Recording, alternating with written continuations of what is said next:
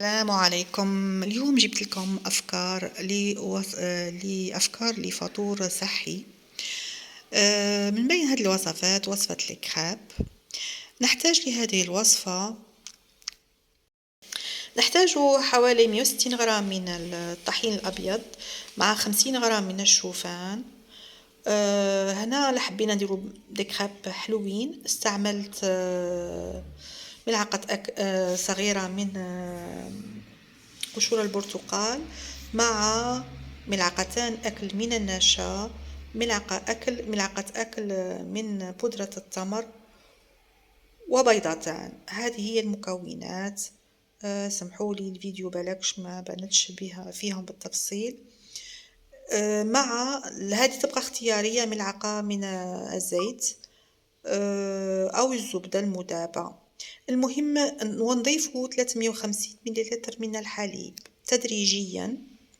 لازم يكون القوام سائل. نحركه مليح ونخليه هنا نزيد بالتدريج الحليب. نخليه الخليط تاعنا تاع الكراب يرتاح نصف ساعة إلى ساعة. كل ما خليناه يرتاح كل ما كانت النتيجة أفضل. هذا هو القوام. أني راح نفرغه في هذا الوعاء باش يسهل عليا السكب في المقلاة. المهم الا كنتوا حابين ديروهم قلت مالحين، نحيو قشور البرتقال ونحيو ايضا بودرة التمر. اذا في مقلاة ما تكونش لاصقة راح ندهنوها بالقليل من الزبدة ونفرغوا فيها، ننزعوها من فوق النار ونفرغوا المزيج تاعنا. هنا كانت كمية الزبدة هنا تكون سائلة أكثر من هكا. يعني زدت عاود ضفت لها القليل من الحليب. لازم تكون فريمون سائلة. كي نحركوها في المقلاة تجي وحدها يعني. نقلبوها على الوجهين حتى تاخد كيما هكا. هذا هو القوام، يكون سائل ويعني يمشي معنا بسهولة في المقلاة باش يكونوا لي كراب خفاف وفريمون فان. هذه هي النتيجة اللي تحصلت عليها. كتشوفوا الخفة تاعهم والقا يعني بريسك ترانسبارونت شفافين. المهم باش نرافقوا هاد الكراب الحلوين نديروا صلصة شوكولا سريعة اكسبريس. ندوبوا شوكولا مع الحليب في فوق النار حتى نتحصلوا على صلصة. وانا بما ان الشوكولاته تاعي يعني شوكولاته سوداء، استعملت القليل من مربى البرتقال مع الشوكولا. كما تعلمون الشوكولا والبرتقال تماشوا مع بعضهما جيدا. ومن بعد نحط القليل من صلصة الشوكولا، وهكذا تقدروا تزيدوا فواكه جافة ولا طازجة. المهم باش تزيدوا في القيمة الغذائية تاع هادوما الكراب. تحبوهم مالحين تقدروا ترافقوهم مع الجبن ولا مع سمك معلب يعني تونة. المهم تقدروا تستعملوهم مالحين ولا حلوين. وهذه هي النتيجة اللي تحصلنا عليها، كراب من أروع ما يكون. الوصفة الموالية هي وصفة الكوكيز. ما كانش إفطار بلا كوكيز، لازم يكونوا كوكيز وكيكونوا صحيين خير وخير. اليوم درتهم لكم بالجزر. كوكيز رايعين في البنة، عندهم واحد الطعمة تاع لوبان دي بيس، خبز التوابل تبل. المهم نحتاج بيضة، نحتاج ملعقة من العسل. هنا العسل راح يعطي هذيك الطعمة تاع لوبان دي بيس. هنا ضفت عندي كوب القياس هذاك للطاس تاع القياس، واحد منه جزر مبشور باش نكونوا متفاهمين على المعايير. هنا ضفت ملعقة العسل ورايحين نخلطوهم جيدا حتى يمتزجوا مع بعضهم. نضيفوا هنا 60 غرام من الزبدة المذابة وملعقتي أكل من زيت الزيتون. هنا طعم زيت الزيتون ما راحينش نلاحظوه نهائيا في الوصفة. نكملوا يعني المزج جيدا، ثم نضيفوا المنكهات تاعنا اللي راح تعطينا طعم خبز التوابل هذا، اللي هي ربع ملعقة ملعقة شاي من القرنفل المطحون، ملعقة شاي من الفانيلا، ملعقة شاي من قشور البرتقال الجافة، ونصف ملعقة شاي من القرفة. هذه هي المنكهات اللي راح تعطينا طعم جيد في الكوكيز. ثم نضيف باقي المواد الجافة.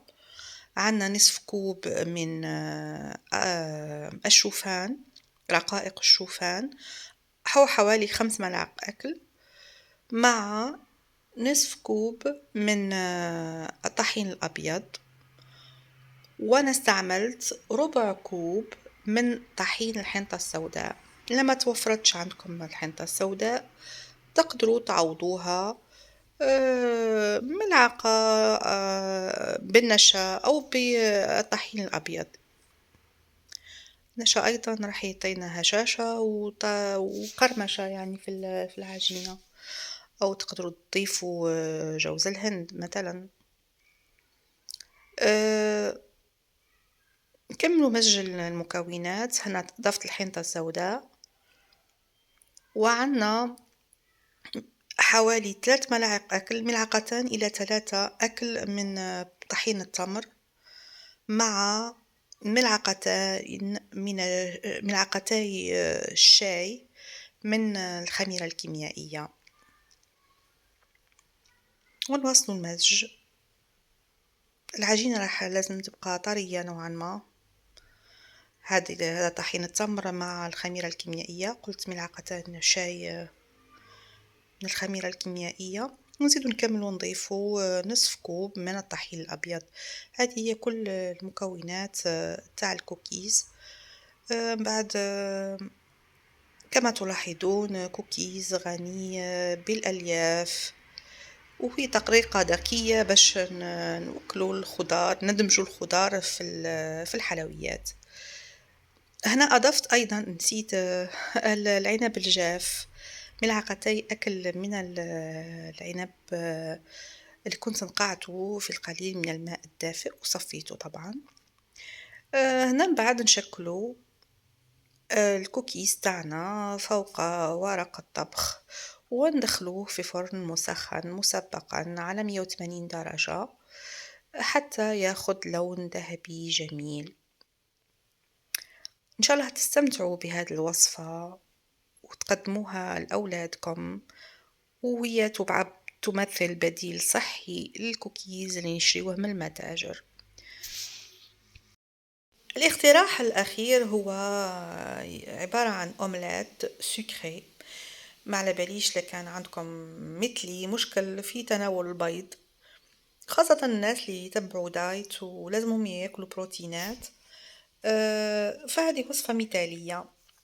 نحتاج فيها إلى بيضتان، حبتان متوسطتان من الإيجاس، حوالي 3 ملاعق أكل من الشوفان، رقائق الشوفان، 100 مليلتر من الحليب. إذن في مقلاة نحطو حوالي ملعقة صغيرة من العسل، وحوالي أيضا ملعقة صغيرة من الزبدة، ونحطو قطع الإيجاز تاعنا فوق النار تتكرمل قليلا.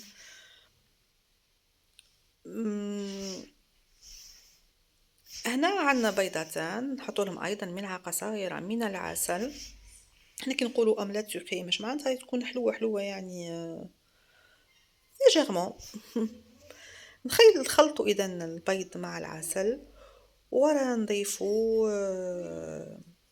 ملعقة أكل من بودرة طحين التمر، و3 ملاعق أكل من الشوفان، مع 100 مليلتر من الحليب.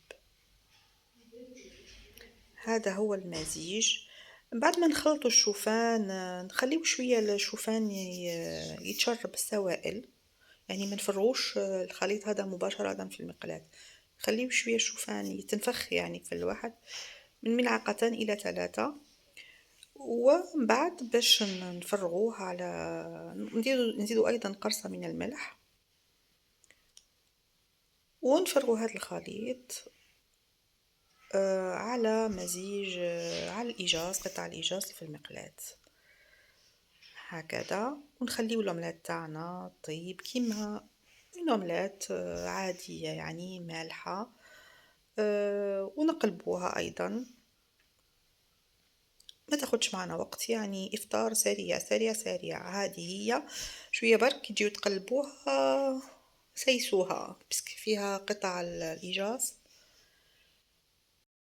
وكلمسة يعني أخيرة لها القليل من الشوكولاتة الذائبة، يعني طعم الحلاوة قلت معتدل.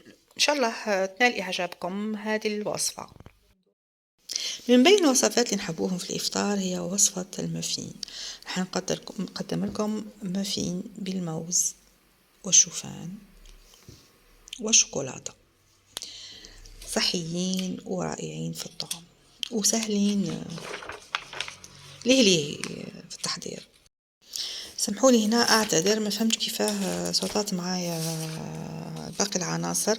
المهم استعملت موزة مهروسة، ضفت لها بيضتان، ملعق 3 ملاعق اكل من بودرة التمر، هنا اضفت 50 مليلتر من الحليب، ونمزج الكل معا. كما ترون الوصفة غنية بالألياف. أنا عندي ملعقة أكل من بودرة الفول السوداني مطحون يعني، ونخلط جيدا المقادير. سامحولي على التصوير يعني. هنا أضفت 50 غرام من الزبدة المذابة. أنا استعملت 50 غرام لأني استعملت أكياس ورقية من أجل التصوير، بصح نتوما لا استعملتوا دي مول en سيليكون باغ اكزومبل راح يعني ما السيليكون ما يلتصقش، ونقدروا نقلوا من نسبة الدهون، نقدروا نوصلوا حتى 30 غرام. هنا عندي ملعقة أكل من النشا، أضفت ملعقة أكل من النشا،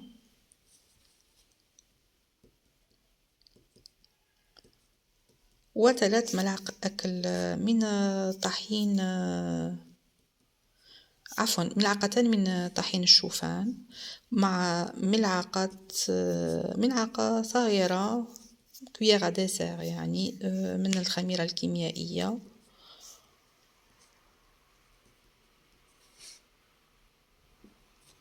حتى كمية الطحين الأبيض اللي في الوصفة يعني قليلة، قريب تعود الوصفة بدون جلوتين يعني.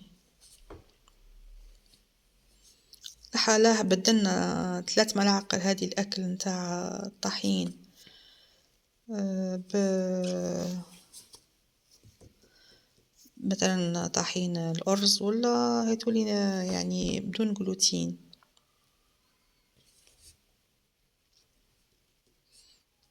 هذه هي المكونات.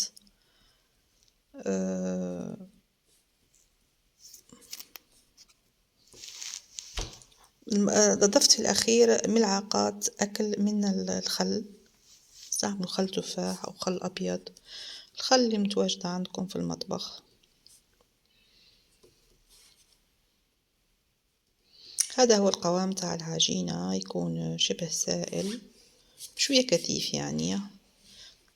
نحط حوالي 2.5 في كل كوب كيس ورقي، ونطبخوهم على 180 درجة حتى ياخدوا لون ذهبي جميل. أنا استعملت معاهم شوكولاتة كندوبتها في القليل من الحليب، ونضيفوها فوق سطح، تبقى اختيارية، نقدر نعوضوها لي بيبي دو شوكولا، لا حبينا شوكولاتة ولا حبيناها من غير شوكولا ما نستعملوش خلاص شوكولاتة. هذه هي نحطوهم في الفرن، مستحسن نديرو فرن هوائي باش تنتفخ معانا. هي الانتفاخ راح يكون مش كيما مثلا نوتخ مافين اللي فيه جلوتين، بس ما كانش نسبة جلوتين كبيرة في الوصفة، راح ينتفخوا نوعا ما. المهم نطبخوهم، نغطيو الشوكولا بأطراف الشوكة باش ما تحترقش معانا. هاك تشوفوا العملية، وندخلوهم الفرن على 180 درجة حتى ياخدوا لون ذهبي جميل.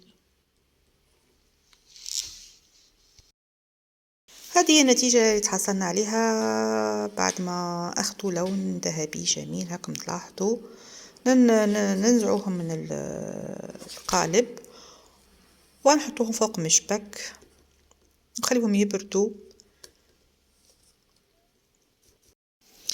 هذه هي النتيجة اللي تحصلنا عليها، 8 قطع من المافين صحية لذيذة وسريعة التحضير، سريعة يعني. انتم خليوها قلت لكم استعملوا اكياس، ما تستعملوش اكياس الورقية ما باش تنقصوا من كمية الدهون. هذه هي النتيجة النهائية. ان شاء الله تكونوا استفدتوا من الفيديو، والى اللقاء في فيديو قادم.